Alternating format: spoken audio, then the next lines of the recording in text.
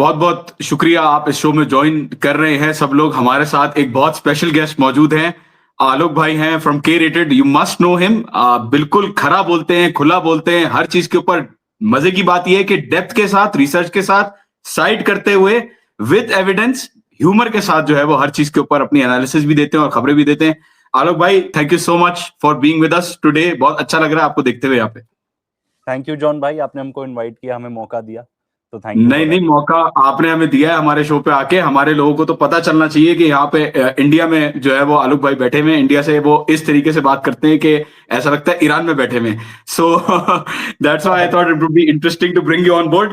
Trump के ऊपर और नेतन्याहू के ऊपर, इसराइल के ऊपर, यूएस के ऊपर जनरली हम बात करेंगे इस पॉडकास्ट के अंदर। इंडिया पाकिस्तान की रिलेशंस की भी बात कर लेंगे। लोग जो है उनको किस तरीके से होना चाहिए, क्या होना चाहिए, एक ओवरऑल सिचुएशन के ऊपर हम आलोक भाई के साथ पहला सेशन जो है वो कर रहे हैं। होपफुली आलोक भाई वोंट माइंड, मैं भी थोड़े से कमेंट्स देता हूं। आप जो है, आपसे भी सवाल पूछता रहूंगा। मेरी जो है वो कोई वो नहीं है। आप बिल्कुल खुल के जो आपको लगे सही है आप वो बोलिएगा। And I would like to start off with the question. Iran और यूएस का जंग हो रहा है, आप बहुत सपोर्ट में बोल रहे हैं। मतलब क्या क्या इशू है? मतलब what is the reason that you are supporting so much? क्योंकि लोग तो ये बोलेंगे कि यार आलोक भाई बहुत ज्यादा सपोर्ट में बोल रहे हैं और पता नहीं क्या हो रहा है। So please I would like your comments.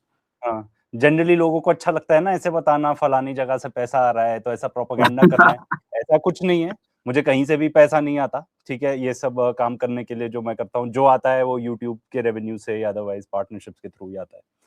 नहीं तो मुझे तो एक्चुअली लगता है कि जैसे हमारे यहाँ पे हैं गौरव आर्य, वो कहते हैं कि यहाँ पे ऐसा टाइप का प्रोपेगेंडा फैलाने की कोशिश करते हैं कि भाई इजराइल पूरी दुनिया की लड़ाई लड़ रहा है, जिससे बेवकूफ़ी की कोई चीज़ नहीं हो सकती। इफ एनीथिंग ईरान सबकी लड़ाई लड़ रहा है, क्योंकि ईरान कॉलोनाइजेशन के खिलाफ लड़ रहा है। एंड हम लोग, हमारे जो पूर्वज थे यहाँ पे, पूरे सब कॉन्टिनेंट की बात कर रहा हूँ, अब तो ऑफ कोर्स अलग-अलग कंट्रीज हो गई हैं, तो उन्होंने भी अंग्रेज़ों के खिलाफ, कॉलोनाइजेशन के खिलाफ लड़ाई की थी। ईरान वो आज तक लड़ रहा है। क्योंकि एंड इसका प्रूफ आपको इसमें दिखता है कि भाई 1953 में जो इलेक्टेड लीडर थे उनके मोज़ादे, उनके अगेंस्ट कू करा दिया इन्होंने, क्योंकि इनको चाहिए था तेल। इनको लगा वहाँ इतना सारा रिसोर्स था, भाई बढ़िया, हमको इन्होंने इंडिया और मतलब अब पाकिस्तान, बांग्लादेश ये सब एक था, सब कॉन्टिनेंट ये सब छोड़ दिया। इनको लगा यहाँ पे इतना रिसोर्स नहीं है, चलो ठीक है, पर तेल-वेल हमको चाहिए। तो भाई ईरान अपना तेल खुद अपने लिए कैसे यूज कर सकता है अपने देश के लिए, तो इनको उससे बड़ी प्रॉब्लम होने लगी। जो आज के डेट में बीपी है, उस टाइम पे पर्शियन ऑयल कंपनी होती थी। Yes. एंड वहां से एक बेसिकली एक्सट्रैक्ट करते थे ऑयल, अपने पेट भरते थे। तो मुजादे ने कहा कि भाई ये पॉसिबल नहीं है, तो उनको बाहर करने की कोशिश की, तो कू करा के उन्होंने फिर अपना शाह को इंस्टॉल कर दिया। शाह भी डिक्टेटर एज ए लीडर, मतलब एज ए पपेट ही था, ठीक है ना वहां पर। तो भाई मैं ये समझता हूँ क्लियरली कि ये कॉलोनाइजेशन के खिलाफ लड़ाई है। एंड अमेरिका तो भाई ऑनेस्टली आई फील सबसे बड़े टेररिस्ट ही दुनिया में अमेरिकन हैं, इसमें कोई डाउट नहीं है। जो उन्होंने पूरी दुनिया भर में किया है, 800 मिलिट्री बेसिस लेके बैठे हो आप, ठीक है ना, दुनिया भर में। क्या पर्पस है उसका? उसका उसका पर्पस ये है कि आप दुनिया को बता सको, देखो तुम अगर हमारी बात नहीं मानोगे तो हम तुम्हें उखाड़ देंगे, ठीक है ना। हम तुम्हें व्हाटएवर से you have to do that. तो भाई ये लड़ाई उस चीज के खिलाफ है। एंड देखो जहां तक ये वॉर हो क्यों रहा है, तो एक तो मैंने आपको प्रिंसिपल रीजन ये बताया, दूसरा ये है कि इजराइल इन्वॉल्व है, उनको अपना ग्रेटर इजराइल प्रोजेक्ट पूरा करना है। एंड ईरान ही अड़चन है, ईरान की ही प्रॉक्सीज हैं, चाहे हिजबुल्ला हो, हमास को भी फंड करता है ईरान, ठीक है। तो ये खिलाफ, तो ये लड़ाई इजराइल के खिलाफ है। मैं तो बोलता ही हूँ खुल के कि भाई वो तो धरती पर बोझ है। इजरायलीज चाहते ही नहीं कि वर्ल्ड पीस हो सके। उस दिन मैं एक रील भेज रहा था, देख रहा था कि भाई उसपे कि भाई दुनिया कैसी होती अगर इज़राइल नहीं होता, तो भाई इतने टाइम हो गया कोई जंग ही नहीं छिड़ी, ठीक है ना? तो उसमें एक और चीज़ थी कि इंटरेस्ट फ्री लोन मिल रहा है लोगों को, तो मैंने अपने स्टोरी पे पोस्ट करके बोला कि भाई आई आई एग्री विद एवरीथिंग जो इसमें लिखा है कि जंग-वंग नहीं छिड़ रही। आई डोंट एग्री कि इंटरेस्ट फ्री लोन मिल जाएगा अगर इज़राइल नहीं रहता इस चीज़ में तो। बट तो भाई that is the reason. And मतलब ये काफ़ी क्लियर कट चीज़ है। अगर किसी को आज के डेट में नहीं समझ में आ रहा कि भाई 2026 है भाई, तुमको अब नहीं समझ में आ रहा कि प्रॉब्लम मेजरली जो दुनिया में है, specially with relating to violence, with relating to mass surveillance of people, ये सब इज़राइल पे आती है। एंड वो टाइम टू टाइम में बात प्रूव करते रहते हैं खुद ही इज़राइलीज़। और आलोक भाई आपने बड़ा अच्छा बोला, इसराइल ना होता तो बड़ा चीजें दूसरी होती, लेकिन साथ साथ लोग बोलते हैं कि नहीं यार, इसराइल ने चिप्स बनाई और वो कंप्यूटर के अंदर जो है वो सॉफ्टवेयर जो है वो बनाए, और इसराइल ना होता तो ये कंप्यूटर भी नहीं होता, सोशल मीडिया भी नहीं होता। फिर मैं तो ये आर्ग्यूमेंट देता हूँ कि यार, फिर वही फलस्तीन में जो लोग रह रहे हैं, पैलेस्टाइन में जो लोग रह रहे हैं, उनके लिए रीजन ये यूज करता है इसराइल उनको ऑक्यूपाई करने के लिए कि भाई देखो हम इनको रोजगार दे रहे हैं। मतलब पैलेस्टीनियंस जो है उनकी रोजगार, उनका कारोबार जो है वो फैक्ट्री जो लगी हुई है ऑक्यूपाइड पैलेस्टीन में, वो लेने के लिए लोग जाते हैं। तो अगर आप उसको कुछ करोगे, ऑक्यूपेशन को खत्म करने की कोशिश करोगे, तो लोग जो है वो अनएम्प्लॉयड हो जाएंगे। So I agree with your reason completely.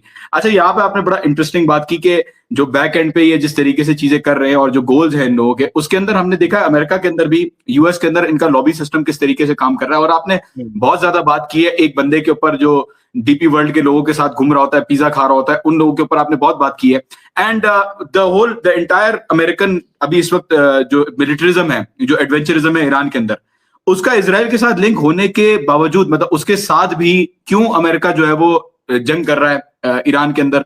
मतलब is America a country with its own sovereignty? क्या उसके पास अपना राइट है कि वो खुद से चीजें कर सके, या पीछे बैक एंड पे चीजें जो है वो पुश हो रही होती है और उस हिसाब से काम हो रहा होता है? तो सबसे पहले तो जो आपने बताया कि लोगों को मिसकंसेप्शन है कि भाई अगर इज़राइल नहीं होता तो ये चिप नहीं होती, वो नहीं होती। उन्होंने ऐसा कोई इन्वेंशन नहीं किया है। ओ, उन्होंने ऐसा कौन-सा इन्वेंशन किया आप मुझे बता दो, ठीक है ना? मुझे जो तो हमारे एक्चुअली उस लेवल के काम आया हो। इज़राइलीज़ बेसिकली उन्होंने कॉलोनाइज़ किया हुआ है पैलेस्टीन को, इसलिए वो सर्वेलेंस सॉफ्टवेयर अच्छे बना सकते हैं। आप उनका स्टॉक मार्केट उठा के देख लो। जो भी टॉप कंपनीज़ हैं, सब वेपन मैन्युफैक्चरर्स हैं एंड आज के डेट में तो इज़राइल वॉर इकोनॉमी बन चुकी है। तो उन्होंने ऐसा कुछ नहीं दिया है दुनिया को जिससे दुनिया का कुछ भला हुआ हो। उन्होंने उनकी पूरा फ़ोकस इस पैलेस्टीन को कॉलोनाइज़ेशन करने में रहता है। पैलेस्टीन को उन्होंने लैब बनाया हुआ है, व्हिच इज़ द रीज़न वो जो थोड़े बहुत वेपन्स अलग से बना भी लेते हैं एंड वो भी बहुत सारी टेक्नोलॉजी आप जाके देख लेना एंड इस पे बहुत सारा काम हुआ है। Lot of people have written also, one of them being one of my favourites Max Blumenthal. आप उनका जाके यस। लिटरेचर पढ़ोगे व्हाटएवर ही इज़ रिटन, तो काफ़ी कुछ तो उन्होंने अमेरिका से चुराया हुआ है। ठीक है? तो उन्होंने ऐसा कुछ भी नहीं दिया है दुनिया को जिससे दुनिया एक्चुअली बेटर ऑफ हुई हो। छोटे 1-2 इन्वेंशन हो सकते हैं as a by product, but वो उनका इंटेंशन नहीं है। फिर आपने बात की कि is America a sovereign state, तो आंसर इज़ एब्सोल्यूटली नॉट। ये मतलब इस इनफैक्ट इस टॉपिक पर मैं थोड़ी रिसर्च की थी, तो एक वीडियो भी बनाया था कि ये इतने शातिर हैं इज़राइलीज़, तो ये क्या करते हैं? अमेरिका से एड आती है टू इज़राइल, ठीक है? एक तो इज़राइल लॉबी है ही है, व्हिच इज़ व्हाई ये सब हो यस। पाता है। बट ठीक है, वहाँ से पैसा आता है, फिर वही पैसा यूज़ करके मतलब आप मान के चलो बिलियंस ऑफ डॉलर्स आते हैं इंटू इज़राइल। वो मिलियंस ऑफ डॉलर्स ब्राइब देके, ठीक है, अमेरिकन पॉलिटिशियंस को खरीद लेते हैं। एंड ये बात तो प्रोफेसर जेफरी सैक्स भी करते हैं कि भाई ये यस। मतलब ये सबसे बिकाऊ है हमारी सरकार, अमेरिकन सरकार, वो अमेरिकन है। कि भाई मिलियंस ऑफ डॉलर्स में दो और बिलियंस ऑफ डॉलर्स में आपको रिटर्न मिलेंगे। एंड ट्रम्प खुद ही आके बोलता है कि भाई उस सबसे बड़ा फंडर फॉर हिज कैंपेन किसने किया था? Miriam Adelson, yes. ठीक है ना? कि absolutely. 250 $250 million million dollars. Dollars दिए एंड कितने बिलियंस ऑफ डॉलर्स वो वहां से ले गए। तो भाई ये जितनी भी ऑर्गेनाइजेशंस हैं एंड ये जो वेल्दी इंडिविजुअल्स हैं, जो आपको अमेरिका के अंदर दिखते हैं, जो प्रोबेबली ये लॉबी कैसे चलती है? पैसे से चलती है। तो ये पैसा कहीं न कहीं इज़राइली सरकार इनको हेल्प करती है ना कि ठीक है, तुम बड़े इंसान बन जाओ। कि यही तो कहीं न कहीं इन इंडिविजुअल्स को सपोर्ट करते हैं कि ठीक है भाई, आप वहाँ से लॉबी करो, ठीक है? पैसे आएँगे हमारे पास एंड आप ये भी देख लो जितनी सेटलमेंट्स बनती हैं, जो इनफैक्ट बड़े-बड़े सेटलर्स हैं इज़राइलीज़, एक डानिएला वाइस है, एक जो मुझे नाम आ रहा है, मतलब कैसी औरत है वो, ठीक है? वो खुद ही बताती है कि भाई सबसे बड़े-बड़े डोनर्स तो हमारे अमेरिकन्स हैं। तो इन्होंने ये ऐसे चला रखा है सिस्टम, उन्हीं का पैसा लेके उन्हीं को खरीद लो, ठीक है? एंड हाँ, मल्टीपल्स में हमको पैसे वापस आएँगे to do whatever we want. तो ये power of control of money है, ठीक है? एंड फिर यस। उसके बाद आप एपैक ऐड कर लो, जो बेसिकली इज़राइली लॉबी होगी, जो हर इन एक रिपब्लिकन ही हैं, मैसी उनका नाम है, उन्होंने थॉमस मैसी। अपना थॉमस मैसी, तो उन्होंने इसमें बताया था टकर कार्लसन के पॉडकास्ट में कि हर किसी का एक एपैक रिप्रेजेंटेटिव होता है। यस। तो ये आपका एपैक रिप्रेजेंटेटिव कौन है? आपका कौन है? ठीक है, तो इस तरीके से इन्होंने मतलब ग्रीस करके सिस्टम को यस। फुल्ली मतलब करप्ट करके सिस्टम को, ठीक है, ऑयल करके सिस्टम को, वहाँ से पैसे इधर ले जाते हैं एंड अमेरिकन्स भी ये बात समझते हैं कि भाई देखो हमारी क्वालिटी ऑफ लाइफ कितनी डिग्रेड हो रही है। वेयर एज इजराइल हम भेज रहे हैं, बम भेज रहे हैं, पैसे भेज रहे हैं जेनोसाइड करने के लिए। इसराइल में तो free health care, free education, university तक की, बाहर राइट ऑफ रिटर्न दूसरों को मिला हुआ है कि अगर आप दुनिया में कहीं भी हो और यहूदी हो तो आप इसराइल आ सकते हो, राइट ऑफ रिटर्न आपको है। लेकिन जो 7.9 मिलियन पैलेस्टीनियंस जो बाहर रह रहे हैं उनको आने का कोई जो है वो रास्ता नहीं है। तो एब्सोल्युटली, एंड पैसा कमाने वाली बात भी आपने सही की। लोग वहां पे फिर आर्गुमेंट देते हैं कि भाई इसराइल हम लोग को बहुत ज्यादा फायदा देता है, बहुत ज्यादा रिटर्न देता है। आई डोंट नो कौन सा रिटर्न है आलोक भाई, आप मतलब आई डोंट अंडरस्टैंड कौन सा रिटर्न है। और आपने बड़ा अच्छा टेक्नोलॉजी की बड़ी अच्छी बात की कि इन्होंने कुछ भी नहीं दिया। इनफैक्ट यूएस की अपनी जो टेक्नोलॉजिकल एडवांसमेंट्स है, आप अगर देखें सिलिकॉन वैली में, who is sitting in the silicon valley, कौन है सिलिकॉन वैली में जो चीजें बना रहा है? सारे या तो चाइनीज हैं या तो एशियंस हैं, मतलब कोई और है ही नहीं। मतलब चाइना के लोग, इंडिया के लोग, ये दूसरे लोग जो है वो आए में काम कर रहे हैं और डेवलपमेंट कर रहे हैं। और नाजी जब हुआ था, इन्होंने नाजी साइंटिस्ट को काफी सारे साइंटिस्ट, हजारों की तादाद में साइंटिस्ट को बुलाया था यूएस। वो साइंटिस्ट जो पहले हिटलर के लिए काम कर रहे थे वो फिर यूएस के लिए काम कर रहे थे और फिर उन्होंने डेवलपमेंट कराई सारी। ऑपरेशन पेपर क्लिप था वो कि यस, भाई वहां से ऑपरेशन, लोगों को बुला लेंगे एंड एब्सोल्युटली, एब्सोल्युटली। नहीं तो ये तो सो डेफिनेटली है ही है। मतलब जिस तरीके से ये लोग ऑपरेट करते हैं, दिस इज जो आपको वर्स्ट एलिमेंट्स मिलते हैं ना सोसाइटी में, ब्राइबरी, करप्शन, आप उससे नहीं माने तो फिर आपको थ्रेटन करेंगे, ठीक है, आपके फैमिली पे बात आ जाएगी। एंड ये चीज आपको इससे दिखती है कि जो आपके इंटरनेशनल क्रिमिनल कोर्ट में जो लॉयर्स हैं वही बताते हैं कि कैसे उन किसी के ऊपर रेप चार्ज वगैरह करवा दिया। ये लाइक जो करीम खान है उनके ऊपर करीम खान, यस, प्रोसिक्यूटर के जो है, ऊपर। यस। तो आपको इस चीज पे तो स्केप्टिकल होना पड़ेगा कि बहुत यार, सारे बड़े लोग जिनके ऊपर सडनली सेक्सुअल क्राइम के चार्जेस लग जाते हैं, ऐसे कुछ बड़े इन्फ्लुएंसर स्लैश सेलिब्रिटीज भी हैं जो एकदम से हो जाता है, लाइक यार ये कैसे हो गया। तो वो कहीं ना कहीं इन्हीं का हाथ है। फ्रांचेस्का एल्बनीज को भी इन्होंने सैंक्शन किया हुआ। वो बेचारी बैंक भी, वो अपना बैंक अकाउंट भी नहीं खुलवा पा रही। वो तो अपनी बेटी का अकाउंट या आई डोंट नो किसका अकाउंट यूज कर रही है। और यूएन की जो फ्रांचेस्का अब एल्बनीज वो रिवर्स हो गया है, वो लॉ कोर्ट ने बोल दिया है है, कि इलीगल थे सैंक्शंस। यस, अब लीगल हो गया है, बट एट आपको द एक और सेम बहुत टाइम, अच्छा एग्जांपल दूं, बिकॉज अभी हम बात कर ही यस रहे यस, हैं प्लीज रिसेंटली। प्लीज। जो वहां पे उनका जो रिजर्व बैंक है फेड, उसमें चेयरमैन कौन बने हैं? This guy called Warsh, Kevin Warsh I believe उनका नाम है। उनकी वाइफ कौन है? उनकी वाइफ है रॉबर्ट लॉडर है उनका नाम, ठीक है। एंड वो बंदे का नाम आप देख लेना, एप्स्टीन फाइल्स में इतनी बार आया हुआ है। तो भाई जो फेड चेयरमैन इलेक्ट हो रहा है वो भी जेफरी एप्स्टीन, अब तो कोई डाउट है ही नहीं कि वो मोसाड स्पाई है, था, व्हाटएवर, आई डोंट नो वो जिंदा है, मर गया, जो भी है। तो यहाँ तक तो वहां उनकी पॉलिटिक्स कॉम्प्रोमाइज्ड है। तो वहां पर भी भाई उस वही टाइप का मसला है कि लोगों को लगता है कि कोई रेवोल्यूशन ही उन्हें बचा पाएगा। या बहुत सारे लोग ये भी बताते हैं कि पोस्ट ट्रम्प कोई भी पॉलिटिशियन आएगा तो वो ऐसा प्रो इजरायली नहीं हो पाएगा, बिकॉज अब पब्लिक ओपिनियन ही नहीं है वहां पे। लेकिन आलोक भाई, ये पहले भी अभी देखे, हिलरी क्लिंटन की अभी आई थिंक डिस्कशन हो रही थी किसी के साथ न्यूज पे, और वो कह रही थी कि मैं जो है ना वो ट्रम्प को और नेतन्याहू को जिम्मेदार समझती हूँ। ट्रम्प और नेतन्याहू गंदे हैं, उन्होंने जो है वो बुरा काम किया है। और मुझे लगता है कि बाद में जाके ऑल्दो फेस पे ये लोग दिखाएंगे कि भाई हम इसराइल के सपोर्ट में नहीं है। एंड इशारा मिल गया है ऑलरेडी, हिलरी क्लिंटन जैसे लोग, डेमोक्रेट्स जो है वो ऐसी बातें कर रहे हैं। लेकिन ये होंगे बैक एंड पे, होगा वही जो आगे पीछे से, क्योंकि पैसा जो आ रहा है वो तो आ रहा है और उसको काम तो निकलवाना है। उस पैसे को कहीं ना कहीं उसको किसी तरीके से ऑपरेशनलाइज तो करना है अपने आप को। तो दिखाने के लिए ये, आई थिंक मेरा अपना ओपिनियन है कि दिखाने के लिए तो दिखा देंगे कि जी वहां ट्रम्प की गलती थी, नेतन्याहू की गलती थी, हमारा इसराइल के साथ कोई मसला नहीं है, इसराइल जिंदाबाद, अमेरिका जिंदाबाद, लेट्स गो अहेड। और बाद में जाके अगर इनको वॉर प्रेसिडेंट चाहिए होगा तो वॉर प्रेसिडेंट लेके आ जाएंगे, अगर इनको वॉर प्रेसिडेंट नहीं चाहिए होगा तो वॉर प्रेसिडेंट नहीं। ओबामा को आप देखो तो आप, ओबामा कोई इतना सेंट जो लोग बनाते हैं ओबामा को, ओबामा ने कितनी ड्रोन स्ट्राइक्स कराई है, कितने लोगों को मारा है अफगानिस्तान में और दूसरी जगहों पे, कितना खून बहाया है दूसरे प्रेसिडेंट्स के वक्त पे भी। और मतलब आई थिंक के ये तो लॉन्ग टर्म प्रॉब्लम है, बट आपका इशारा बिल्कुल सही है। आई होप कि यहाँ पे यूएस की जो अवाम है उसको रिकॉग्नाइज इतना हो गया है। अभी Candace Owens, Max Blumenthal, Tucker Carlson, Owen Jones, ये जो आपके दूसरे जो मार्जरी टेलर ग्रीन जो एक्स कांग्रेस वुमेन है वो भी बहुत बोल रही है, सब लोग चेंज होते हुए भी नजर आ रहे हैं। तो आई थिंक अवाम ने इनको मजबूर तो कर दिया है, इतना तो मजबूर कर दिया है कि फ्रंट पे आप इसराइल को सपोर्ट करते हुए जीत नहीं सकते election. And I think midterm भी हारेगा इस जंग की वजह से। So yes, sorry, you are इनकी सेइंग अगर समथिंग। बात करें ओबामा और हिलरी क्लिंटन, तो इन्होंने तो सुपारी ली थी इजराइल से उसको यस गद्दाफी को हटाने के लिए, इन्हीं के टाइम पे हुआ था। यस, एंड एब्सोल्युटली, उसका नहीं बहुत फेमस एब्सोल्युटली। इंटरव्यू है हिलरी क्लिंटन का यही बताते हुए। उसने ऑफ कोर्स ओपनली नहीं एडमिट किया था, फिर उसके जो लीक्ड ईमेल्स थे उसमें ये बात सामने आई एंड उन्होंने उसमें फिर ये वाला भी एंगल था उसमें कि भाई गद्दाफी बहुत बड़ा गोल्ड रिजर्व बना रहा था एंड जितने भी अफ्रीकन कंट्रीज थे वो चाह रहा था कि वो सब इन्वॉल्व हो जाएं इसमें एंड उसी में वो गोल्ड उसी में ऑयल बेचेगा। तो यूएस डॉलर को खतरा था, साथ में फ्रेंच करेंसी को खतरा था क्योंकि वो भी कॉलोनाइज करके रखते हैं अफ्रीका यूजिंग सीएएफ फ्रैंक। तो उन्होंने यस, कहा कि भाई गद्दाफी को हटाओ।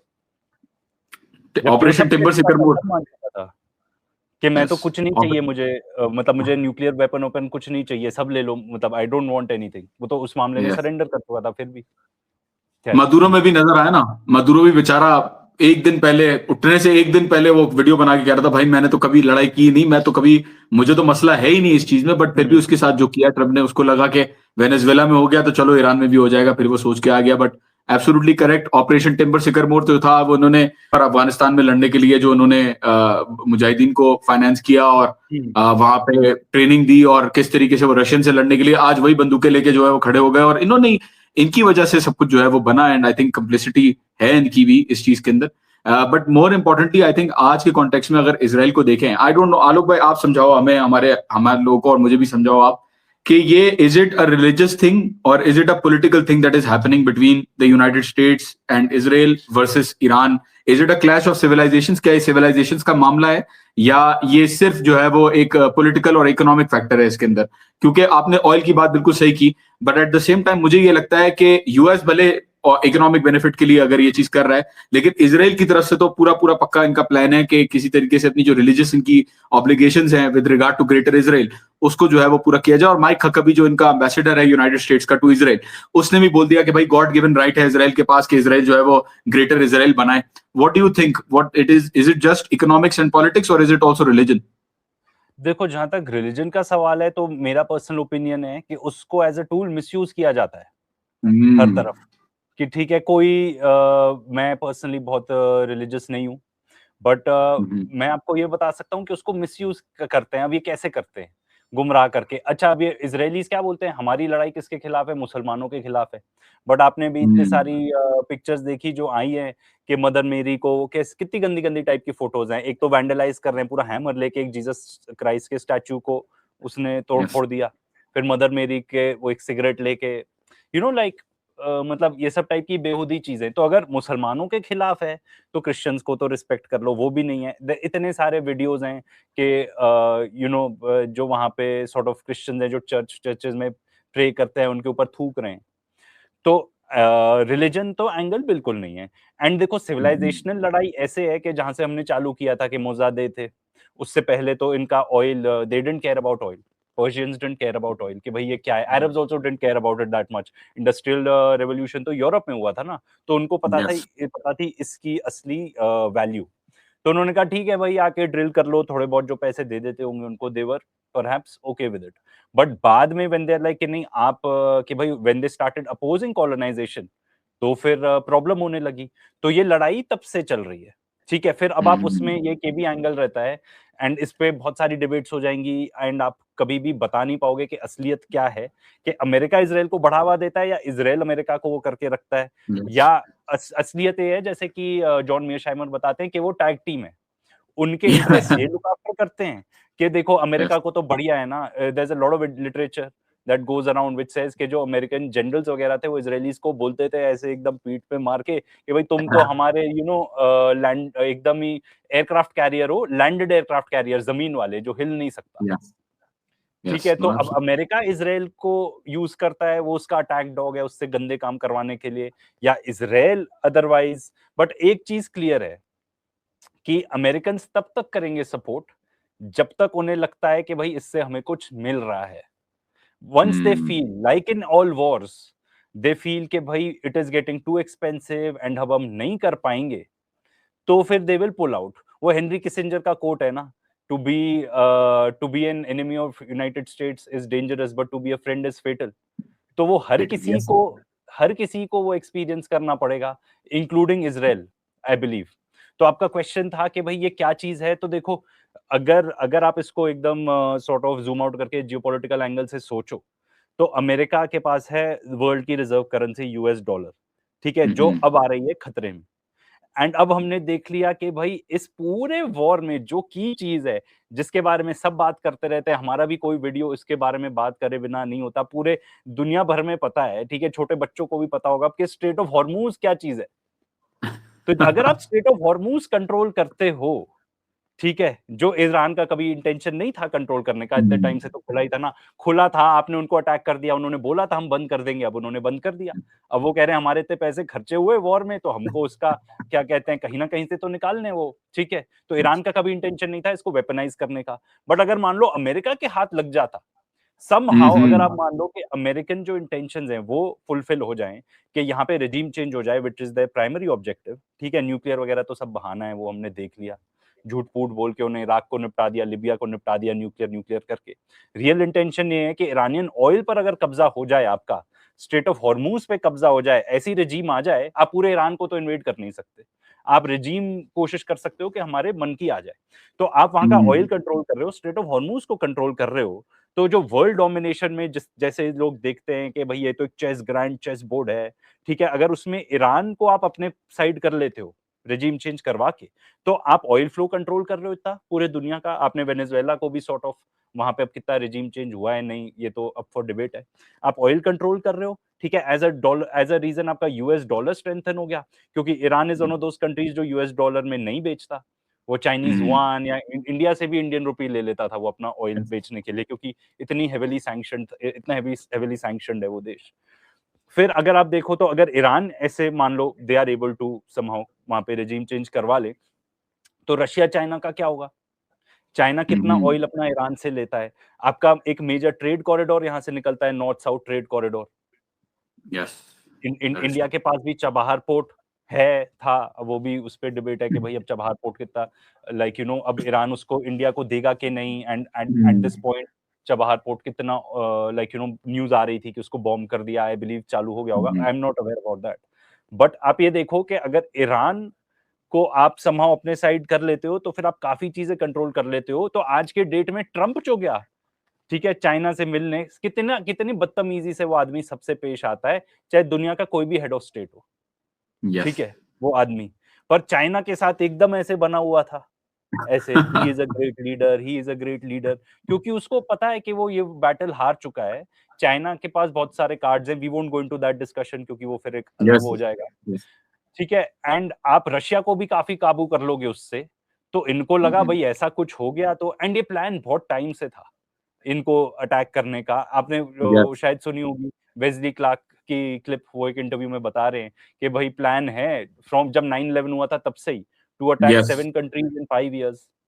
तो ये अमेरिका का प्लान है ग्रैंड चेस बोर्ड को लेके। इजराइल का ये प्लान है कि भाई उनको अपना ग्रेटर इजराइल बनाने के लिए सबसे बड़ा जो हर्डल है वो ईरान है। तो ऐसे इनकी टैग टीम वर्क करती है, एंड ये बहुत पहले से ऐसे प्लान्स बने हुए हैं। इट्स जस्ट दैट जो जियोपॉलिटिकल स्ट्रैटेजी है in the United states of America, वो प्रेसिडेंट भी नहीं कंट्रोल करता, एंड ये बात व्लादिमीर पुतिन हमें बता चुके हैं, हम तो चाहे अपने तुक्के लगा लें। उस आदमी ने कितने प्रेसिडेंट्स को देखा है आते हुए जाते हुए, कितने लोगों से इंटरैक्ट किया है। तो उन्होंने एक फ्रेंच मीडिया में बताया था इंटरव्यू देते हुए कि भाई जितने भी प्रेसिडेंट आते हैं शुरू में तो बहुत ग्रैंड प्लान लेके आते हैं, हम ये कर देंगे, वो कर देंगे, हमको ये करना चाहिए, वो करना चाहिए। बाद में सब एक ही भाषा बोलते हैं, क्योंकि जो आदमी होते हैं लोग, main in black suits come with brief cases, वो कहते हैं कि हाँ अब हम तुम्हें बताते हैं भाई ऐसे चलेगा, ऐसे नहीं चलेगा। तो अमेरिकन प्रेसिडेंट, तो जो अमेरिकन पॉलिटिक्स है that is taken over by lobbies, अलग अलग लॉबीज हैं, इजराइल लॉबी है, वेपन्स मैन्युफैक्चरिंग लॉबी है, एंड इसके बारे में तो हमें प्रीवियस अमेरिकन प्रेसिडेंट्स ने भी वार्न किया था कि भाई ये जो मिलिट्री इंडस्ट्रियल कॉम्प्लेक्स है। तो आई बिलीव कि ये जो मेजरली जो सॉर्ट ऑफ जो इकोनॉमिक फैक्टर्स है ना, कि अगर आप इसको करके और क्या क्या वसूल आप और कितने बेटर हो जाएगी आपकी पोजीशन इन द वर्ल्ड, वो ज्यादा एट प्ले हैं हियर। रिलीजन वगैरह तो भाई इजरायलीज ने अपने लोगों को ब्रेन वॉश कर रखा है। नॉर्थ कोरिया वगैरह कुछ भी नहीं होगा in terms of brain washing, India Pakistan कुछ भी नहीं होगा जितने ब्रेन वॉश्ड इजरायलीज हैं। ईरान तो इसको as at least from religious perspective देखता है, बट इजराइल बहाने के तौर पे यूज करता है, और वहां पे सेंटिमेंट भी जाहिर है अल्ट्रा ज़ायनिस्ट लॉबीज का, और वो उस तरीके से करती हैं मूव, बल वो बट वो बहाने के तौर पे अवाम को एक चूरन देके जो है वो बिठाया हुआ उन्होंने। एंड आई एग्री, जो काम हाँ अमेरिका नहीं कर पाता वो इसराइल से करवा लेता है, जो काम इसराइल खुद नहीं करवा पाता वो अमेरिका से करवा लेता है। अब मिडिल ईस्ट का क्या होगा आलोक भाई? मिडिल ईस्ट कहाँ जाएगा? ये जो यूएई है और ये जो छुप छुप के जो मुलाकात हो रही है उसकी नेतन्याहू की इनके साथ, शेख जायद के साथ, ये अबू धाबी में। और क्या मतलब क्या होगा ये, इसका क्या बनेगा आगे यूएई का? आप कैसे देख रहे हो? तो अगर मिडिल ईस्ट की एज अ रीजन बात करें तो सबसे पहले तो इस पे उठ जाता है सवाल कि भाई वॉर चालू होगा कि नहीं, एंड ये तो पूरी दुनिया के लिए घातक होगा। क्योंकि अगर वॉर चालू होता है, देखो कोई नहीं बता सकता होगा कि नहीं होगा। जितने भी एक्सपर्ट्स हैं जिनको हम देखते हैं जो ये चीजें बेटर समझते हैं हमसे, वो सभी कह रहे हैं वॉर चालू होगा। एंड उसका रीजन ये है कि जो अमेरिका चाहता है, जो बेसिकली इजराइल चाहता है, वो यहाँ है, जो ईरान चाहता है वो यहाँ है, तो कुछ भी मतलब मैच नहीं है। अब अगर मान लो ट्रम्प थोड़ा इंडिपेंडेंटली सोचता होता तो ही वुड हैव फेल्ट कि भाई अब यहाँ से कट लेना ही बेहतर है, क्योंकि हम हार चुके हैं। इट इज एवरीवन नोज कि उनके वेपन्स खत्म हो रहे हैं। ठीक है, बहुत लो हैं वो ऑन एम्यूनिशन। एक तो ठीक है, दे मिलिट्री बेसिस खत्म हो चुके हैं, वेस्टर्न मीडिया तक रिपोर्ट कर चुका है। यहाँ पे ऑपरेशन सिंदूर वाला नहीं है कि इंडिया ये कह रहा है पाकिस्तान ये कह रहा है, ठीक है, वो भी खैर एक अलग डिबेट है। यहाँ पे तो वेस्टर्न अमेरिका की खुद की प्रेस आके बता चुकी है कि धराशायी हो चुके हैं बेसिस। तो देखो वॉर तो अब वो रीस्टार्ट करेंगे तो भाई वही सेम चीज करेंगे और ज्यादा घातक तरीके से करेंगे। इजरायली मीडिया अगर आप देख लो, उनका जो बहुत ही कट्टरवाद है उनके मीडिया चैनल्स, ठीक है, चाहे वाईनेट हो, अब तो हारेट्स तक में रिपोर्ट हो रहा है कि भाई वॉर चालू हो सकती है, प्लान्स तो पूरे हैं ही हैं, एंड एनर्जी इंफ्रास्ट्रक्चर को टारगेट करने का है। अब देखो अगर वो एनर्जी इंफ्रास्ट्रक्चर मतलब उनके पावर ग्रिड जुड़ाएंगे, मतलब बिजली खत्म करना चाहते हैं वहां पे उनकी जो ऑयल रिफाइनरीज हैं उसको खत्म करना चाहते हैं। तो अगर मान लो आप देश की इतनी सब जो की चीजें हैं उसको हटा दो, ठीक है, उनको लगता है अब इससे रेजिम चेंज आ जाएगा, क्योंकि जब कुछ बचेगा ही नहीं जिससे आप पैसे निकाल सकोगे तो क्या होगा? तो ईरान क्या शांत बैठेगा? बिल्कुल नहीं। एंड ईरानियंस के बारे में तो एक ये चीज है कि जो वो कहते हैं वो करते हैं। तो वो बता चुके हैं कि भाई पूरे गल्फ कंट्रीज में कुछ एनर्जी इंफ्रास्ट्रक्चर नहीं बचेगा। हम ये भी जानते हैं कि देयर इज नथिंग वो लोग कर पाएंगे या अमेरिकन कर पाएंगे, इजरायलीज कर पाएंगे टू स्टॉप दैट। उस एंड ठीक है, इजराइल का तो क्या होगा भाई, अब छोटा सा देश है, लिमिटेड नंबर ऑफ टारगेट्स हैं, ठीक है, उसी को बॉम्बार्ड कर करके वहां पे भी कुछ नहीं बचेगा। क्योंकि जब आप ये बात करो कि हम यहाँ पे कुछ नहीं छोड़ेंगे, if anything of all this when this finishes, तो दुनिया तो ग्लोबल डिप्रेशन में चली जाएगी।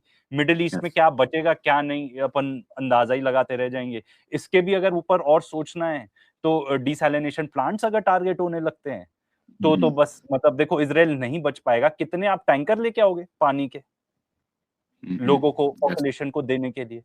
एंड आई फर्मली बिलीव वहां पे ज्यादातर काफी सारे लोग, एटलीस्ट जो ढंग के लोग होंगे, वो तो इजराइल की बात कर रहा हूँ, डुअल नेशनैलिटी वाले हैं, वो तो तुरंत निकल जाएंगे वहां से। कितने ऑलरेडी निकल चुके होंगे, वहां पे इतनी सेंसरशिप है कि हमें नहीं पता चलेगा। एंड कोई भी देश क्यों बताएगा यार कि वॉर हो रहा था तो मास एक्सोडस हो गया? क्योंकि अगर ये आ जाती है न्यूज पब्लिकली, इजरायली रिकॉग्नाइज कर लेता है इस चीज को, तो इजराइल एज अ देश ही खत्म है, क्योंकि वो मॉडल इस चीज पे as safe place for Jews. And वो मॉडल वैसे ही like you know that whole मतलब वो जो पूरा झूठ फूट था वो सब अब सामने आ चुका है। तो मतलब I don't even want to imagine. And दुनिया की तो क्या हालत होगी, डिप्रेशन हो जाएगा। आज के डेट में भी अगर आप देखो, अब तो इंडिया में भी पॉलिटिशियंस ने बोलना, हमारे प्राइम मिनिस्टर ने भी बोल दिया है कि भाई कम यूज करो, बाहर मत जाओ, गोल्ड मत खरीदो, ठीक है, क्योंकि इंडियन रुपी पे बहुत भारी इंपैक्ट आ रहा है। एंड अभी तो स्थिति ये है कि वहां से स्ट्रेट ऑफ हॉर्मुज से निकल नहीं पा रहे। अगर ये सब बंद ही हो जाएंगी यूनिट्स, जो एकदम से नहीं बढ़ पाएगी, ठीक है, जो कतार वगैरह में भी जो गैस फैसिलिटीज टारगेट हुई हैं, तो उन्होंने बताया फुल कैपेसिटी पे आने में 2 साल लगेंगे। एंड ईरान ने जो स्ट्राइक की होगी, दे इस तरीके से ही किया होगा कि भाई 2 साल के लिए खत्म हो जाए, नॉट के खत्म ही हो जाए। पर अब जब कोई मतलब लिमिटेशंस ही नहीं बचेंगी, तो अब देखो इस पे जनरली लोग ये कहते हैं कि मतलब कि देखो ऐसा नहीं होगा, वो बहुत बेवकूफी की बात है। आई एग्री, बट अभी तक जितना भी हुआ है उसमें कहां से रैशनल थिंकिंग दिख रही है आपको? जो गाजा के अंदर हुआ है, कहां रैशनल थिंकिंग है? ये वॉर ही नहीं चालू होना चाहिए था। आप जाके बच्चों को मार रहे हो, फर्स्ट स्ट्राइक ही आप बच्चों की बलि चढ़ा रहे हो जैसे इजरायलीज चढ़ाते हैं। मैं तो मानता हूँ वो चीज के करते होंगे क्योंकि उसके इतने सारे एविडेंसेस हैं। कहाँ रैशनल थिंकिंग हो रही है इस दुनिया में? यूएई की अगर बात करें तो भाई यू एंड रैशनल थिंकिंग की बात करें, छोटा सा देश है, 90% लोग आपके बाहर से हैं, ठीक है ना? आपके आई डोंट थिंक वहां पे आर्मी भी है, तो उस आर्मी में कौन है? आई नो सऊदी के आर्मी में बहुत सारे बहुत बहुत सारे पाकिस्तानी नेशनल्स हैं। क्या यूएई के भी आर्मी में वो हैं? वहां पे जो एक्चुअल यूएई के एमिराटीज हैं, उनकी कोई भी लाइक उनमें गूदा है फाइट करने का? एंड क्यों, मतलब फालतू का वॉर, ऐसा अच्छा खासा सब चल रहा था, ठीक है ना? एकदम से ये वॉर चालू हो गई, तो इससे दुनिया में किसी का तो भला हो नहीं रहा। तो यूएई को कह रहे हैं कि भाई आप जाके इन्वेड करना चालू करो। उन्होंने भी बता रहे हैं कि वहां पे एक ऑयल फैसिलिटी को टारगेट किया था ईरान में while the war was going on. कितने लिमिटेड नंबर ऑफ टारगेट्स हैं यार। मुझे लगता है दुबई मॉडल तो देखो वैसे ही खत्म है, क्योंकि लोग कहेंगे यहाँ पे अब रह नहीं सकते, वहां पे जितने भी एटलीस्ट पैसे वाले हैं वो तो निकल जाएंगे। This is bad news for everyone.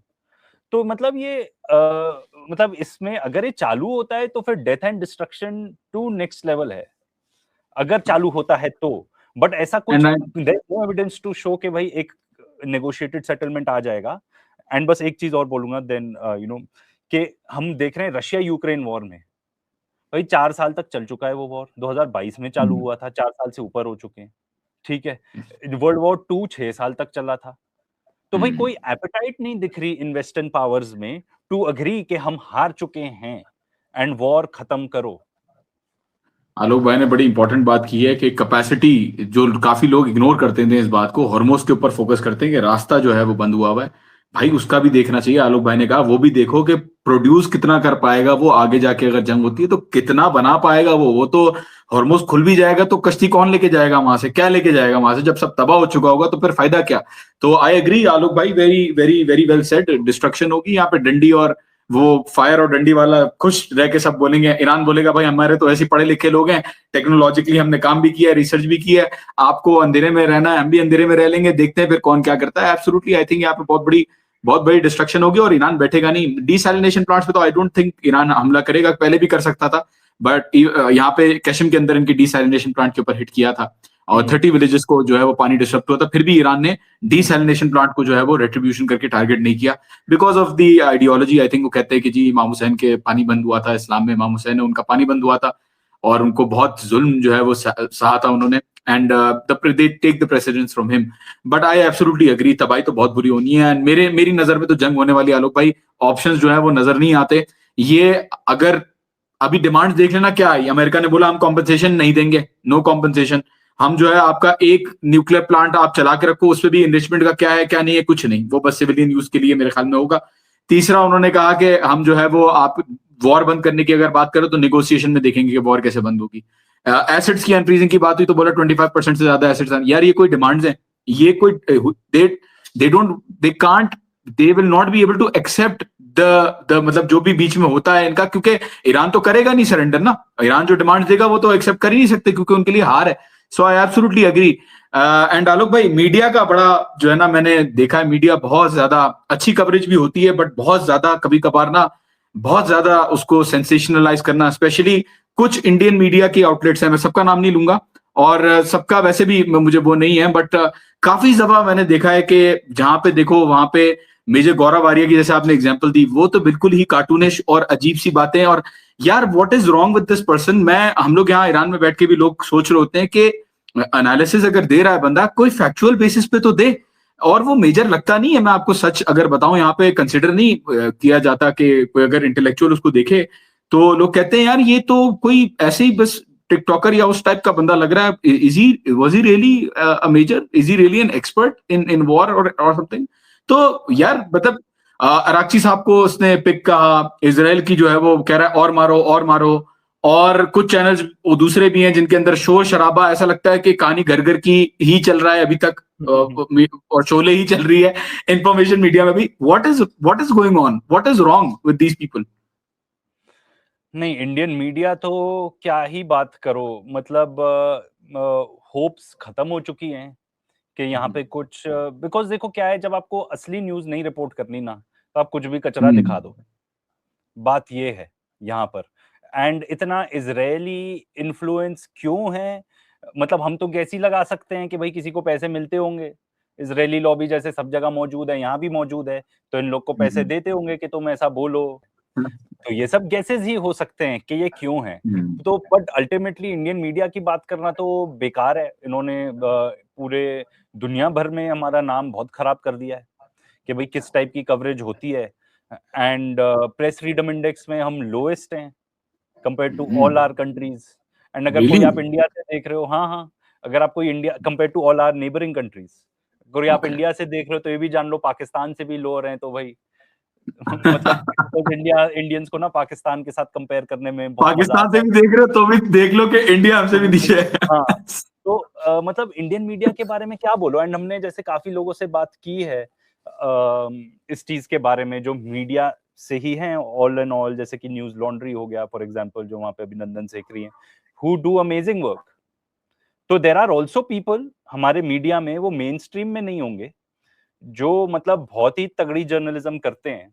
But unfortunately जो हमारा मेन स्ट्रीम मीडिया है उसको, मतलब मैं तो सबसे ही कहता हूँ यार देखो मत, मत देखो। अगर आपके घर में कोई देखता है, एंड आज के डेट में भी बहुत लोग देखते हैं एंड बहुत लोग ब्रेन वॉश्ड हैं इंडियन मीडिया के वजह से, what goes on.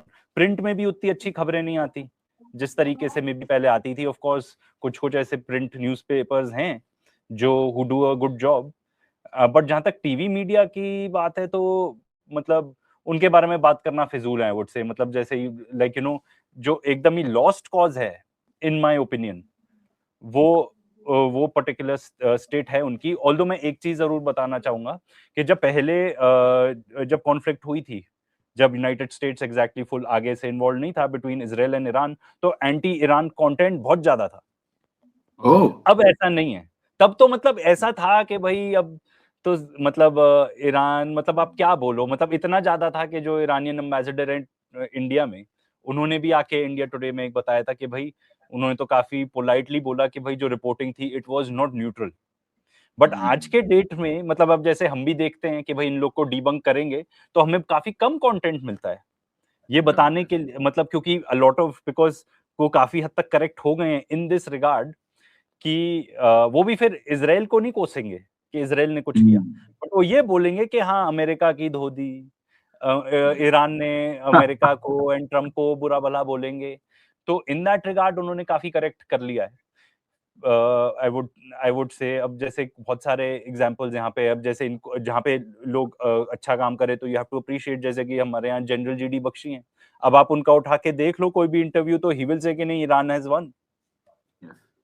That is true. तो वो मैं काफी खुद भी करेक्शन हो चुका है। बिकॉज देखो अल्टीमेटली आप कितना ही झूठ बता दोगे ना, कितना झूठ बता दोगे, जो एग्जैक्टली हुआ क्लियर कट विक्ट्री थी फॉर ईरान। अब आप आके बताने लगो कि नहीं ऐसा हुआ ही नहीं एंड फिर वही है। आप इसराइल को उसमें इग्नोर कर दो because you don't want to say कि भाई उनके वहां पे क्या हालत है। एंड बहुत ज्यादा मीडिया सेंसरशिप भी है, तो इसराइल को लीव आउट कर देते हैं वो लोग। एंड यहाँ पे बता देते हैं कि नहीं Iran did a wonderful job and उन्होंने दे बीट यूनाइटेड स्टेट्स चले, ऑफ अमेरिका। इतना ही काफी है यार, इतना ही काफी है मेरे ख्याल में। प्रेशर ये भी है इंडिया और ईरान के रिलेशंस भी, क्योंकि अब वैसे जाहिर है अब नीचे की तरफ जाते हुए नजर आ रहे चाबहार का मामला, और जो भी डीना ब्रिगेड का कंडेम नहीं किया उन्होंने, और शुरू में जब हमला किया तब भी इंडिया ने बहुत लेट जो है उसके ऊपर कोई भी स्टेटमेंट देने से बहुत लेट वो हुआ। But we let's not get into, I think politics, वो टॉक्सिक नहीं बनाना चाह रहा मैं माहौल, क्योंकि I don't want people to feel bad about anything. मैं चाहता हूँ यार अच्छे से बात हो हमारा। फॉर एग्जाम्पल इंडिया और पाकिस्तान का जो इशू है, फॉर एग्जाम्पल क्या देखते हैं आप, अगर इंडिया और पाकिस्तान अपने डिफरेंसेस को सेट असाइड रख दें, अगर चीजें रिजॉल्व कर लें, how do you see the future of this region? देखो अगर फैंटेसी लैंड में जाना है तो फिर तो बहुत कुछ हो सकती है, ठीक है। सबसे पहले तो ईरान को ही कॉन्टेक्स्ट में लेके रख लो, जो पीस पाइपलाइन प्रपोज्ड है, कितना सस्ता तेल आएगा इंडिया में, बूम हो जाएगी इकोनॉमी। आज के डेट में इतना महंगा महंगा ले रहे हैं, जहां से भी आ रहा है इतना ट्रांसपोर्ट वगैरह ऐड होके, ठीक है। इंडियन करेंसी स्ट्रांग हो जाएगी क्योंकि ईरानियंस तो इंडियन रुपी भी एक्सेप्ट करने को तैयार थे बैक इन द डे। अब तो इंडिया ने चाइनीज युआन में खरीदा है ऑयल। तो सबसे पहला फैक्टर तो ये। एंड मैं आपको ऑनेस्टली बताऊं, इंडिया को ज्यादा बेनिफिट होगा क्योंकि इवन बिफोर ऑपरेशन सिंदूर के बाद बहुत ज्यादा उन्होंने फिर ट्रेड वेड सब वो कर दिया। नेट एक्सपोर्टर था India to Pakistan. Indian manufacturing को बहुत फायदा मिलेगा उससे, ठीक है, अगर आप पाकिस्तान के साथ अच्छे रिलेशन बना लेते हो तो। एंड बाकी बांग्लादेश भी इंडिया तो ऑलरेडी बेचता ही है। ठीक है, रिफाइंड पेट्रोलियम प्रोडक्ट्स, ये वो काफी कुछ। तो ये जो बताते हैं कि जो चाइना का प्लान है कि भाई एक रीजनल सिक्योरिटी आर्किटेक्चर हो, हम आपस में ट्रेड करें। आप यस अमेरिका को जितना भी बुरा भला बोल लो, ठीक है कि ठीक है, बट उन्होंने एक चीज बहुत सही की है।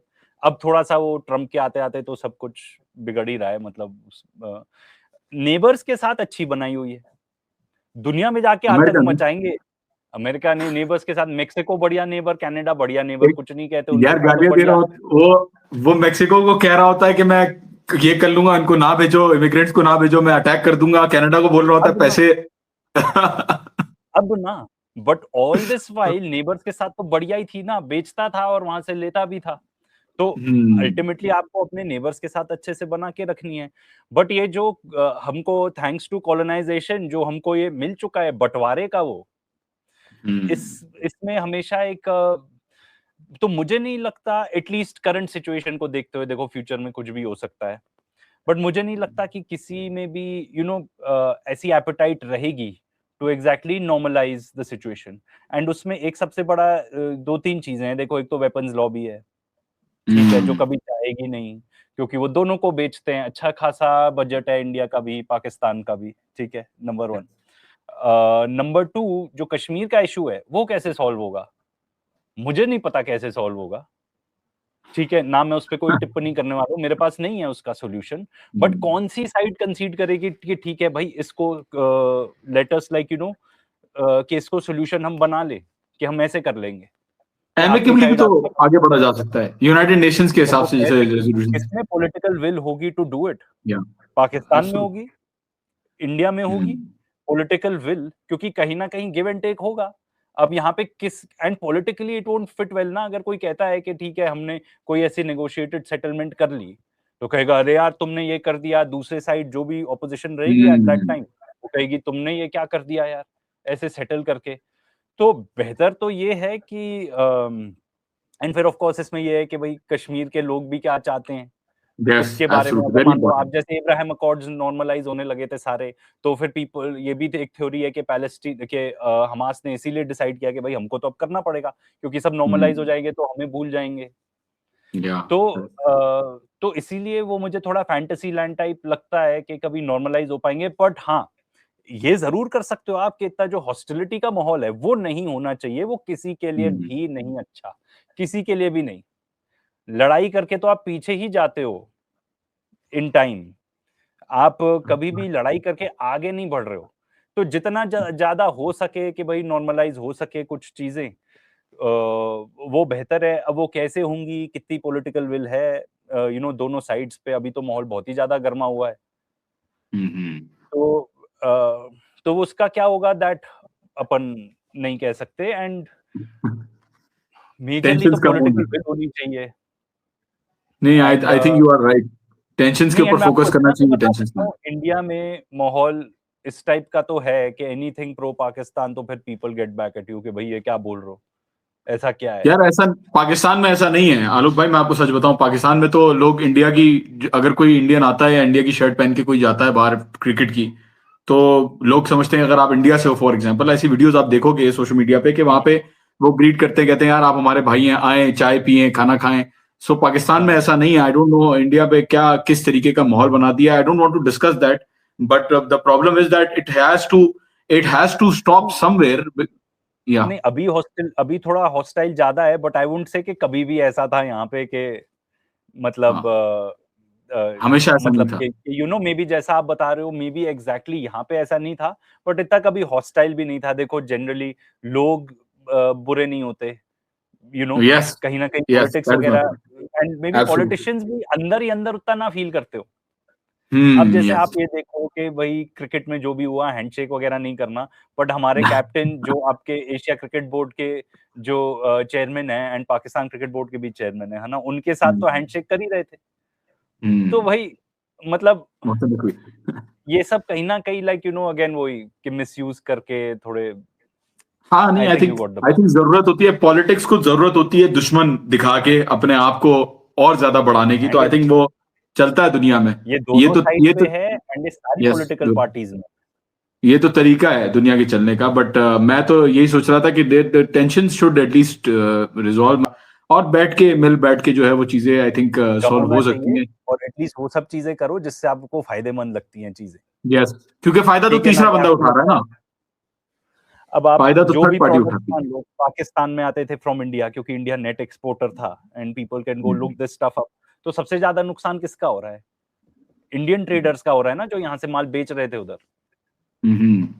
और नहीं, बहुत सारी चीजें, फॉर एग्जांपल अगर पाइपलाइन आती है तो पाकिस्तान को भी कमाने को मिलेगा, और टेंशन जो रिड्यूस एग्जैक्टली। होंगी उससे लोड कम पड़ेगा दोनों के ऊपर, डिफेंसिव जो उनकी जो उन्होंने अपने आप को म्यूचुअली अश्योर्ड डिस्ट्रक्शन की वजह से जो अपने इतना ज्यादा प्रेशर आ रहा है उनके ऊपर, तो आई थिंक ये भी, इसमें भी कमी आएगी, एंड आई थिंक दोनों के लिए बेनिफिशियल है। But the world I think is changing, and the entire, I think ये अमेरिका माइनस अमेरिका इक्वेशन जो है, जब वो होगा तो बहुत सारी चीजें अभी चेंज होती हुई नजर आएंगी। आलोक भाई, एट द एंड, मतलब मैं आपसे, बहुत सारी चीजें हैं डिस्कस करने को, लेकिन मुझे पता है जी। आपके पास टाइम इतना नहीं है। एट द एंड मैं आपसे पूछना चाहूंगा कि how how do you see the entire world changing? अभी इस वक्त अमेरिका के जो डायनामिक्स चेंज हो रहे हैं, दुनिया किस तरीके से चेंज हो रही है आपकी नजर में? How how is it changing? And Iran war का एंड क्या है? What is the end to this war? अब दोनों बातचीत नहीं कर रहे, दोनों जो है वो बातचीत भले कर रहे हैं लेकिन डिमांड्स एक दूसरे की मीट करने के लिए तैयार नहीं है। ट्रंप के पास ऑप्शंस बहुत कम रह गए। ट्रंप के पास क्या ऑप्शंस रह गए? उनकी जो पीछे जो बैठे हुए हैं उनके पास भी ऑप्शंस कम रह गए कि फॉर एग्जांपल अगर ब्लॉकेड कंटिन्यू रखते हैं तो कॉस्ट बढ़ेगी तो रेजिम चेंज। अगर बॉम्बिंग कैंपेन स्टार्ट करते हैं तो ईरान जवाब देगा और हॉर्मुज बंद करेगा, हुती बाबल मंदब बंद करेंगे, कॉस्ट बढ़ेगी यूएस के अंदर लिविंग की और यूएस के अंदर रेजिम चेंज। फिर तीसरा पॉइंट भी यही है कि अगर वो लेट सपोज बॉम्बिंग की बात हो गई, नेगोशिएशंस की बात हो गई, अब अगर वो कोई भी ऐसी चीज करते हैं जिसके अंदर उन्होंने डिसाइड किया कि ट्रूप्स इन्वेट करवाएंगे या लैंड से जो है वो हमला कर देंगे, फिर बॉडी बैग्स जो है वो यूएस जाएंगे और फिर दोबारा क्या होगा? यूएस के अंदर रिजीम चेंज। मुझे तो यूएस के अंदर रिजीम चेंज ही होती हुई नजर आ रही है, ईरान के अंदर तो नहीं होगी कभी भी फिलहाल मेरे ख्याल में, बट यूएस के अंदर मुझे नजर आ रहा है। तो how do you see this ending, and what do you see the future आगे जाके?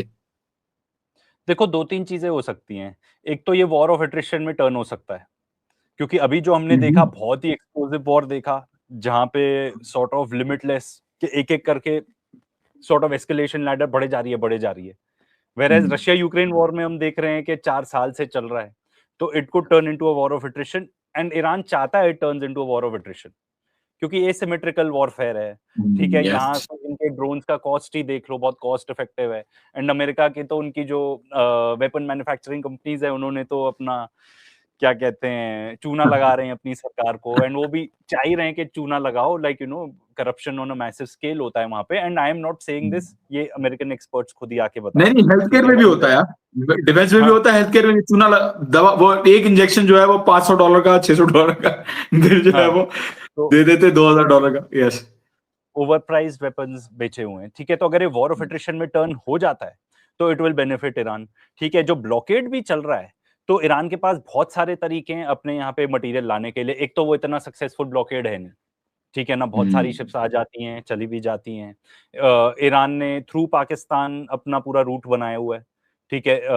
रोड का to like you know for transportation. Similarly China के साथ भी पूरा रेल रूट बना हुआ है, ठीक है? And they have other ways of getting material in. ऐसा नहीं है कि उनको, अगर किसी को सबसे ज्यादा नुकसान है तो वो बाकी पूरी दुनिया को है, वो नहीं सस्टेन कर पाएगी। आज के डेट में जो ऑयल प्राइसेस हैं, ये समहाउ जो पेपर प्राइसेस ऑफ ऑयल है उसको कंट्रोल कर लेते हैं। जैसे ब्रेंट का ही देख लो, 106, 106 या कुछ ऐसे चल रहा है। बट फिजिकली जो ट्रेड हो रहा है ऑयल, वो जा रहा है अप टू $150। तो ये सस्टेनेबल ही नहीं है दुनिया में, नहीं है सस्टेनेबल। आप देख रहे हो हर तरफ फ्लाइट कैंसिलेशंस, ठीक है? इंडिया के अंदर बहुत सारी इंडस्ट्रीज बंद हो रही हैं बिकॉज गैस नहीं आ पा रही, तो फिर जो मैन पावर नहीं मिल पा रही। एंड इतना जब कॉस्ट इतने ज्यादा हाई हो जाएंगे तो फिर आप नहीं सरवाइव कर पाओगे। ये इकोनॉमिक्स नहीं बैठती अगर price of oil is at $150 पर बैरल, ठीक है? तो ये ईरान को सूट करेगा अगर ऐसा कुछ होता है तो। अगर एकदम ही ब्लोज पे आ जाते हैं तो हमने बात करी कि फिर तो भाई डूम्सडे टाइप सिनारियो लग रहा है उस रीजन के लिए, तो एटलीस्ट एंड दुनिया भी बहुत साल पीछे चली जाएगी, मतलब दशकों पीछे चली जाएगी, 10-20 साल, ऐसा इकोनॉमिस्ट बता रहे हैं। देखो रिसेशन तो आना तय है, कितने डिप्रेशन में जाएंगे that is up for debate. ठीक है, तो ये तो हो गया अगर ब्लॉकेड होता है एंड अगर वॉर चालू होता है तो क्या ऐसी सिचुएशन आ सकती है कि अमेरिका बोल दे कि बस अब हो गया, हम जा रहे हैं? क्या इजराइल उसको वो करने देगा? क्या इसमें एक पार्ट लेबनान का भी है कि भाई आप एग्रेशन लेबनान में भी एंड करो। अगर इजराइल में वो ऐसा करता है नेतन्याहू, तो उसके पॉलिटिकल करियर का एंड है। क्या वो ऐसा करने देगा? एंड वहां पे जो कट्टरवादी सोच है लोगों की, क्या वो अग्री करेंगे इससे?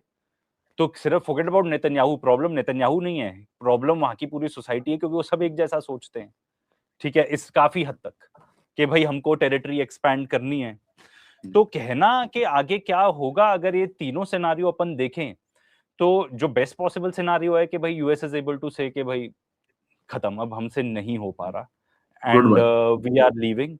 एंड अगर मान लो ऐसा हो जाता है तो भाई ईरान की जीत हो जाएगी, वो स्ट्रेट ऑफ हॉर्मुज पे अपनी सॉवरेनिटी बना लेंगे कि आप यहाँ से जाओ, जो भी टाइप का वो भी चाहेंगे कि भाई फ्लो हो वहां से ट्रैफिक, तो जो भी अरेंजमेंट होगा for the beneficial of everyone.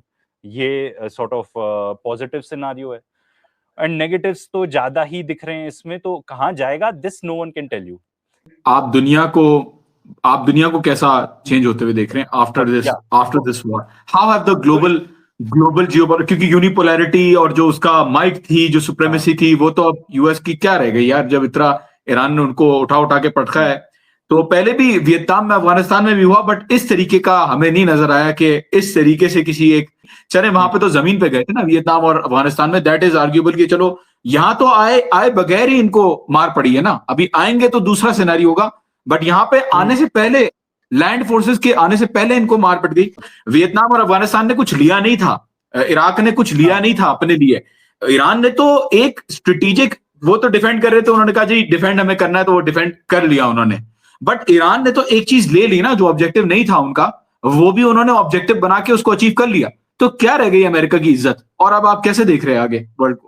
तो एक ग्राउंड इन्वेजन वाला पॉइंट था, तो मुझे नहीं लगता ग्राउंड इन्वेजन होगा, वो तो सुसाइड ही होगा। तो अब अमेरिकन या यूएई को कह रहे हैं कि तुम जाके ग्राउंड इन्वेजन करो, हम तुम्हारे साथ हैं, ठीक है ना, पीछे से। तो बट एक बहुत ही ग्लोबल चेंज हो सकता है, इनफैक्ट होएगा ही। ये sort of you could say law of physics है कि होना ही है। एंड आपके व्यूअर्स को आई वुड इनकरेज यू कि आप रे डालियो को जाके लुकअप करो, वो बहुत अच्छे से ये चीज एक्सप्लेन करते हैं कि भाई एम्पायर्स होती हैं आज के डेट में। हम लोग जो हैं, हम अमेरिकन एम्पायर देख रहे हैं। इससे पहले ब्रिटिश एम्पायर थी, एंड उससे पहले थी आपकी डच एम्पायर। तो इनमें एक चीज कॉमन होती है कि ये सबसे बड़े मिलिट्री पावर होते हैं, जो हमको देखने को मिल रहा है अमेरिका के केस में। अब वो मतलब अब इट्स लाइक कि नहीं, वो नहीं है, एंड सब ये देख रहे हैं। एंड दूसरी जो इंपॉर्टेंट चीज होती है कि इनकी ग्लोबल करेंसी होती है, ग्लोबल रिजर्व करेंसी। तो अब इन्होंने दबदबा ऐसे बनाया हुआ था कि भाई ऑयल ट्रेड होगा तो यूएस डॉलर में ही होगा, और अगर नहीं करोगे तो फिर हम सैंक्शन और क्या सैंक्शन वगैरह यूज करते हैं, तो आप ऑयल ही नहीं ले पाओगे। तो ये जो यूएस डॉलर नहीं रहेगी ग्लोबल करेंसी, ये तय है, ये ऐसा होता ही है। पहले डच का गिल्ड था, फिर ब्रिटिश पाउंड था, फिर अब यूएस डॉलर था, अब यूएस डॉलर नहीं रहेगा। अब वो कोई और करेंसी रहेगी या चाइनीज युआन हो जाएगी, वो करेंसी वो देखना बाकी है। तो ये लंबा चौड़ा शिफ्ट हो ही रहा है, इनफैक्ट हम रह रहे हैं उस पर्टिकुलर शिफ्ट में। एंड मैं आपको बताता हूँ बिहाइंड द सीन्स बहुत सारी चीजें क्या हो रही है। बिहाइंड द सीन्स मतलब ये सब रिपोर्टेड है। अब यूएई को एक फाइनेंशियल लाइफलाइन दी गई, ऐसा रिपोर्ट आई। असली में ठीक है, क्योंकि यूएई के पास देखो एसेट्स बहुत सारे हैं, पर पैसा तो अभी आ नहीं रहा, क्योंकि ना टूरिज्म आ रही है, ठीक है, ना अपना ऑयल बेच पा रहे हैं। एंड यही यही स्थिति बहरीन की होगी, कुवैत की होगी, ठीक है। सऊदी अरेबिया वो फिर भी आई थिंक रेड सी के थ्रू एक्सपोर्ट कर रहे हैं, बाब अल मंदब स्ट्रेट के थ्रू, तो उनके फिर भी थोड़े पैसे वहां से आ रहे होंगे, ठीक है। पर इनके पास पैसे नहीं आ रहे, तो उन्होंने कहा अब क्या करें। तो इन्होंने अमेरिकन को बोला कि भाई अब हम आपके बॉन्ड्स बेच रहे हैं। अब ये बॉन्ड्स अगर बेचते हैं, उससे यूएस के लिए बहुत कैटास्ट्रोफिक है वो, क्योंकि जितना यूएस ने डेट लिया हुआ है वो ऑलरेडी ओवरबर्डन है डेट के साथ। अगर बॉन्ड बेचते हो आप, इसका मतलब बॉन्ड की डिमांड कम हो रही है। बॉन्ड बेसिकली डेट इंस्ट्रूमेंट है कि भाई आपने मान लो $100 का बॉन्ड लिया, तो वो हर साल से आपको जो भी कूपन रेट है, मान लो 5% है आज के डेट में क्लोज टू, तो हर साल में भी $5 आपको देंगे। And it's considered to be the safest investment. तो अब यूएई ने कहा कि भाई हमारे पास पैसे नहीं है, सबसे लिक्विड तो हमारे पास बॉन्ड्स हैं, तो मैं वो बेचता हूं। अगर आप बॉन्ड बेचना चालू करोगे तो उससे क्या होगा आपको, तो आपकी इसका मतलब डिमांड कम हो रही है, सेलिंग ज्यादा हो रही है। नॉर्मली कोई एसेट प्राइस होता है, मान लो कोई स्टॉक है, तो उसकी प्राइस गिरती है, क्योंकि अगर डिमांड कम है तो भाई बहुत कम होगा पैसा, प्राइस, तो ही आदमी खरीदेगा। बट बॉन्ड्स में बिकॉज आप दे रहे हो इंटरेस्ट, आपको इंटरेस्ट रेट बढ़ाना पड़ेगा। अगर ये लोग इंटरेस्ट रेट बढ़ा लेते हैं तो उससे क्या होगा, उनकी पूरी इकोनॉमी कोलैप्स कर सकती है, क्योंकि हर बंदे का कार लोन, हर बंदे का होम लोन, सब कुछ उससे टिका हुआ है। अब आदमी ब्याज ज्यादा देने लगेगा तो कंजम्पशन घट जाएगी। दूसरा, इसका कैस्केडिंग इफेक्ट हो सकता है कि अगर मान लो यूएई के साथ बाकी लोग भी बेचने लगे, तो ये जो बेल आउट था ना, जिसको बताया जा रहा है कि यूएई के लिए बेल आउट किया, जो करेंसी स्वैप है, दे आर बेसिकली सेइंग आप जितने भी हमको दिरहम देते जाओ, हम उसके बदले आपको यूएस डॉलर देते जाएंगे कि आप अपना काम चला सको। वो एक्चुअली लाइफलाइन है यूएस के लिए, rather than United Arab Emirates के लिए। क्योंकि अगर वो यूएई को अलाउ कर देते हैं कि ठीक है आप ऐसा कर लो, तो इसका मतलब बाकी सब भी बेचने लगे। कुवैत को भी पैसे की जरूरत है, बहरीन को भी पैसे की जरूरत है, कहीं ना कहीं में भी पॉइंट आ सकता है कि सऊदी अरेबिया को भी है। एंड ये लोग लंबे चौड़े बॉन्ड्स होल्ड करते हैं। चाइना के पास वैसे ही one of the highest holder था बॉन्ड, उन्होंने बेच बेच के गोल्ड में घुस गए हैं वो, क्योंकि वो कहते हैं अब हम बनेंगे रिजर्व करेंसी। तो अगर मान लो ये कैस्केडिंग इफेक्ट चलता है तो यूएस के लिए ज्यादा हानिकारक रहेगा। तो वो जो आपको बताया जा रहा है कि फाइनेंशियल लाइफलाइन यूएई के लिए, वो एक्चुअली फाइनेंशियल लाइफलाइन इनके लिए है कि भाई ठीक है हम डॉलर प्रिंट करके तुम्हें देते जाएंगे, तुम बॉन्ड मत बेचो। क्योंकि अगर बॉन्ड बेचने लगे, अगर, एंड वहां पे सबसे sophisticated market and biggest market bond market ही है, तो उनको इंटरेस्ट रेट बढ़ाना पड़ेगा। बॉन्ड का interest rate above a certain rate गया तो आप मान के चलो वो फिर उनके लिए इकोनॉमिकली अनसस्टेनेबल है, यूनाइटेड स्टेट्स ऑफ अमेरिका के लिए। एंड कहीं ना कहीं होगा यही। रे डालियो बहुत अच्छे से एक्सप्लेन करते हैं कि भाई एक जब भी ऐसा शिफ्ट होता है ना ऑफ एम्पायर्स, तो एक बड़ी जंग होती है। उस जंग में ये साबित होता है कि सामने वाला, अब देखो यूनाइटेड स्टेट्स ऑफ अमेरिका, ये जो अरब कंट्रीज है, इनके पास ऑयल है। ये ऑयल का मार्केट ज्यादा बड़ा चाइना है, यूएस है? यूएस के पास तो अपने खुद के रिजर्व्स हैं, कितना ही ऑयल वो इंपोर्ट करते हैं। चाइना को चाहिए तो ग्राहक आपका चाइना है। यूएस के साथ आप इसलिए थे क्योंकि सिक्योरिटी गारंटी, मेरे पास यूएस बेस है तो भाई मेरा मेरा आप कुछ नहीं बिगाड़ सकते। अब वो गारंटी फेल हो गई, तो अब आपका अमेरिका के साथ क्या लेना देना। पर ये जरूर है, अगर अमेरिका फॉल करता है तो यूएई उसके साथ करेगा, बिकॉज दोनों की इकोनॉमीज काफी लिंक्ड है। तो ये पूरा शिफ्ट आपको देखने को मिलेगा। आपको अब आने वाले टाइम में ये और देखने को मिल सकता है जो ऑयल के साथ हुआ, कि फिजिकली ट्रेडेड वैल्यू अलग है और पेपर ट्रेडेड वैल्यू कुछ और चल रही है। यही सेम चीज सिल्वर के साथ हुई थी। इतना फोमो हो गया था लोगों को कि सिल्वर खरीदना है कि चांदी की प्राइस ऑन पेपर अलग दिख रही है एंड फिजिकली अलग ट्रेड हो रही है। तो इस सब टाइप के शिफ्ट्स आपको बहुत देखने को मिलेंगे। एज अ रिजल्ट काफी इकोनॉमिक, आई वुड से, देखो डिप्रेशन की तरफ तो जा ही रही है। स्ट्रेट ऑफ हॉर्मुज आप और 2 महीने देख लेना बंद रहे, क्या हालत होने वाली है पूरी इकोनॉमीज की दुनिया भर में। तो ये डेफिनेटली एक बहुत बड़ा फाइनेंशियल शिफ्ट देखने को मिलेगा। I am not an economics expert, तो मैं आपको ये नहीं बता सकता एग्जैक्टली क्या क्या होंगे चेंजेस, बट यूएस वैसा नहीं बचेगा जैसा आज के डेट में है। राइजिंग पावर चाइना है, वो ओवरटेक कर लेगा। चाइना वैसे भी दुनिया की फैक्ट्री बन चुका है, वो कहेगा मेरे से माल लेना है तो भाई चाइनीज युआन में ट्रेड कर लो। आपने बहुत अच्छा एक्सप्लेन किया। दुनिया तो बदल चुकी है, सिक्योरिटी भी खत्म हो गई है। अब किस बात का अमेरिका, किस बात की माइट, किस बात की credibility. Very nicely, very well analysed. I think doctor Qalibaf जो स्पीकर हैं पार्लियामेंट के ईरान के और जो नेगोशिएशंस लीड हैं, उन्होंने भी इस चीज के ऊपर जो है वो स्वैप्स के ऊपर, आई होप यू रिमेम्बर, उन्होंने स्वैप्स के ऊपर एक ट्वीट किया था और उन्होंने बताया था कि अभी स्वैप्स के ऊपर लिमिट लगाई हुई है इन्होंने। बड़े बड़े जो इंस्टीट्यूशनल इन्वेस्टर्स हैं जिन्होंने लिए हुए इन्वेस्टमेंट की भी है, वो बड़े पैमाने पे नहीं बेच सकते चीजों को। मतलब कोई 8% है या 7% है, उससे ज्यादा वो वन टाइम पे जो है वो नहीं कर सकते, ट्रेड या बेच नहीं सकते। तो absolutely correct. I think overall markets का भी ये हिसाब है। अभी तो आलोक भाई, अभी यूएई हुआ है, अभी कुवैत आएगा, बहरीन आएगा, ये सब लोग आएंगे, हमें भी दो लिमिट। एक एक करके सब लोग आ जाएंगे, खत्म कहानी है। आलोक भाई बहुत मजा आया। I had so much fun talking to you. और दोबारा आई होप कि मैं दोबारा आपके साथ बैठ सकूं, and I hope that we can sit together. Please Alok भाई का चैनल देखें, के रेटेड देखें, बहुत इंटरेस्टिंग वीडियोस हैं, बहुत अच्छी, बहुत डिटेल के साथ, बहुत डेप्थ के साथ, फैक्चुअल एनालिसिस और फैक्चुअल जो करंट सिनेरियो है पूरी दुनिया के अंदर क्या हो रहा है और एग्जैक्टली वॉर का क्या सिचुएशन है, आलोक भाई के चैनल से आपको मिल जाएगा। आलोक भाई, thank you so much, and I would like to sign off, and if you have any comments, please do say। आप क्या कुछ कहना चाहेंगे एंड में? नहीं, थैंक यू जॉन भाई, आपने मौका दिया एंड बहुत ही बढ़िया बातचीत थी। Thank you for that. Thank you, thank you. Take care everyone.